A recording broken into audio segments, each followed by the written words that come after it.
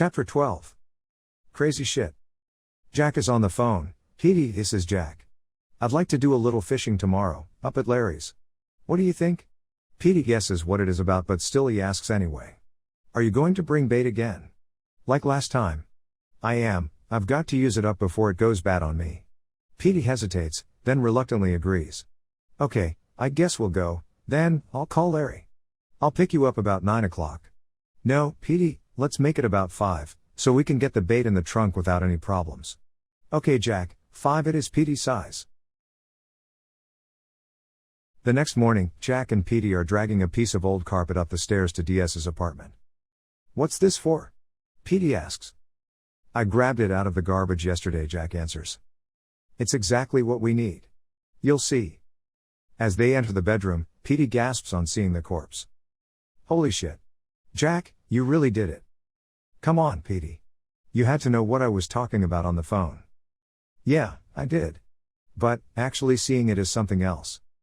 I guess. It's too late now, isn't it? Jack hastily replies. Let's get this over with. They unroll the rug on the floor, alongside the bed. Inside, it contains a large plastic bag and some cord. Between them, they work DS's corpse into the bag, before rolling it off the bed and onto the rug. They wrap it and tie it tightly. Quietly, they slide the rug, heavy with DS's body, down the stairs, one at a time. Exiting the building, with a lot of pushing and shoving, they cram it into Petey's trunk. It just about fits. Straight away, they are on their way to Larry's. On the journey, Petey says, I never thought you would do it. I know you talked about it, and I know you were plenty pissed, but I never thought you would actually do it. Neither did I. But you know what? Now that it's done, I'm glad. What pushed you over the edge, Jack? I was thinking about it for a long time. Somebody had to do something. My mother always told me that if you want the right to complain, then you have to earn it, by being willing to do something to change things. I think this is going to change things a lot. Jack pauses, in thought. You know, I heard the story about the old lady, over on Beach Street the other day. I think that kind of did it, too. You mean something about a dog? I never got the whole story. These guys were going around the buildings, looking to find out about that note. When they came into her place, her dog nipped one of them, a little dog, about the size of a mouse. The prick took the dog and threw it out of the 3rd floor window. When the old lady started screaming and crying, they took her over to the window and hung her halfway out, threatening to throw her out too if she didn't stop yelling. When I heard that, it was the final straw. I knew what I had to do. And I did it. What was it like, Jack? Killing him, I mean. You should know. Larry said you killed a shitload in Nam. But I mean up close and personal like you did. I told you, I never really saw the guys I killed up close. You know what, Petey? Jack takes a deep breath and continues. It wasn't that bad after all. I guess I hated the son of bitch so much, for what he was doing, that it was like killing a mosquito. Squashing it was a service, not a sin. You know that not only you or anybody else will ever be bitten by that bastard again. As they pull up to Larry's front porch with the rug-wrapped body in the trunk, they see Larry sitting with a beer and a cigar, with Rusty lying next to him as usual. Good to see you guys again. How was the ride up? I would have liked it better if we didn't have our passenger ride and shotgun in the trunk, answers Petey. Larry grins. Look at it this way, you guys are like the sanitation department for your neighborhood. You're just picking up the garbage and taking it to the landfill, helping to keep the streets clean. Who could argue with that? He turns to Jack. How about you, Jack? Things okay by you? Yeah, great. Jack replies snarkily. Larry taps on the trunk's deck lid. I know what you mean, I know what you mean. Okay, let's get to it, he commands. Drive on down to the garage, and we'll get started. As DS's naked body is laid out on the plywood sheet, Jack spies a ring on his finger, glittering in a beam of sunlight, which streams through the open garage door. Wait a minute. He reaches toward the ring. Let me get that ring off his finger. At this, Larry pushes Jack aside and draws his pocket knife. What are you doing? Queries Jack. You don't think you're gonna just pull that thing off, with his finger swelled up like that, do ya? Let me show you how it's done. I got some practice with this kind of stuff. With that, Larry proceeds to cut off the finger, the ring still on it. Having done so, he tears a strip from DS's shirt, wraps the finger in it, and hands the little parcel to Jack. As blood immediately soaks through the cloth, Jack takes it, timidly. What the hell am I going to do with this? He blurts out. Let me tell you a story. Larry begins. Back in Nam, I still remember the day, August 5, 1968, we was out in the bush, like usual. There was about 10 of us, marching through the jungle, surrounded by snakes and bugs, and, of course, a Kong. We was moving through the real thick stuff. All of a sudden, one of our guys went down, a sniper was firing on us. Then, a couple of other guys went down, the rest of us scurried for cover. One of our guys got shot right through the head. He fell on top of me. Everybody started screaming and shooting, then the guy behind me stood up to get a look for the sniper, and pop, he got one in the head and he fell right on top of me, too. So, I just lay there, all I could hear was shots and lots of screaming. Then, after a while, it all went quiet. Time passed. Eventually, I looked out from underneath the two guys on top of me, and I saw the Kong sniper, sliding down a tree, about 20 yards away from me. I knew it was him. I took a beat on him, and bang, got him. Like shooting a squirrel out of a tree. It was quiet some more, till I rolled out from underneath the guys. I guess they saved me, 'cause they'd taken a bunch of bullets in the back, while they was laying on me. I got up and went to see the other guys, only one of them was still alive, my buddy Nazi. I radioed for a chopper to come and get us. What was left of us anyway? Nazi was passed out, I couldn't do nothing for him, except wait with him. Then I seen the dead Kong, laying about 5 yards away from us. Something came over me, and all of a sudden, I just had to do it. I walked over and looked at him, laying there. I knew I couldn't just leave, without taking some revenge for what he did. So, I took out my knife and cut off his trigger finger, shoved it in my pocket and started to walk away. Then, I stopped and went back. I cut off one of his ears and stuffed that in my pocket too.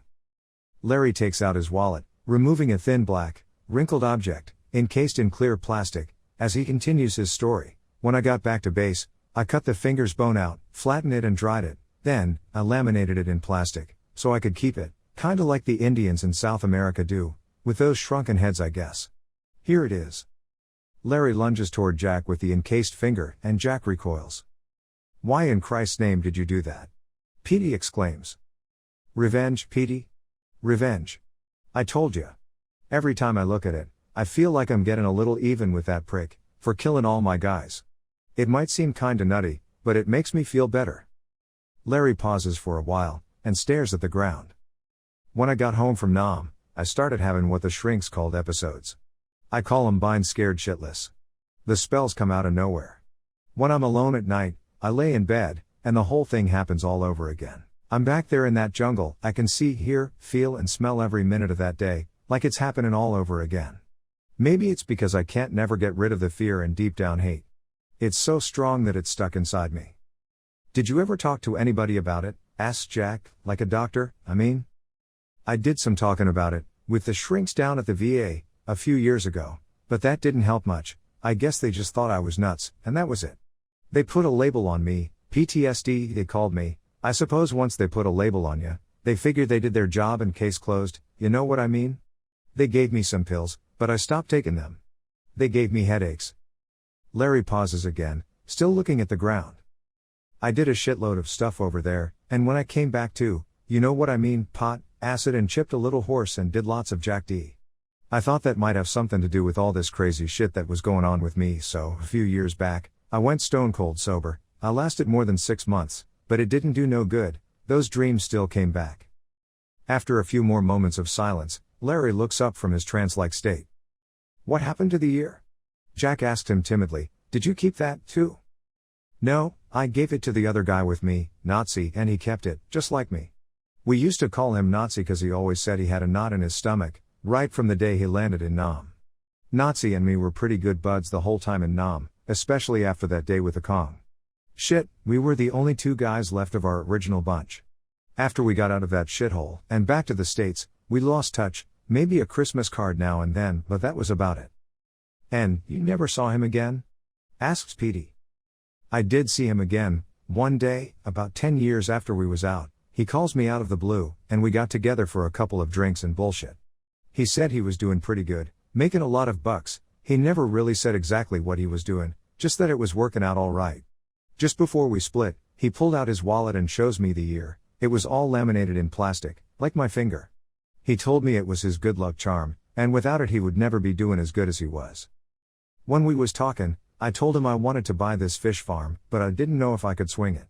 I never saw or talked to him again, but, about a month later, I got a check in the mail for 10 grand, with a note that says, "Good luck fishing. Some money for bait." It was from Nazi. That 10 grand is about 30 or 40 thou today. I cashed the check, and that's how Larry's fishing hole got started. The envelope had no return address, and I never heard from him again. "Man, that's some story, Larry?" exclaims Jack. "You really never saw the guy again?" "Nope. Never even got to thank him." Jack holds up the blood-soaked rag, containing the finger, and asks, "So, why are you giving me this?" "If I was you, I'd get it back to that fireman bunch," explains Larry. "I'm pretty sure that would back 'em off big time." "You know, Larry, I think you're right." Jack shoves the package into his pocket.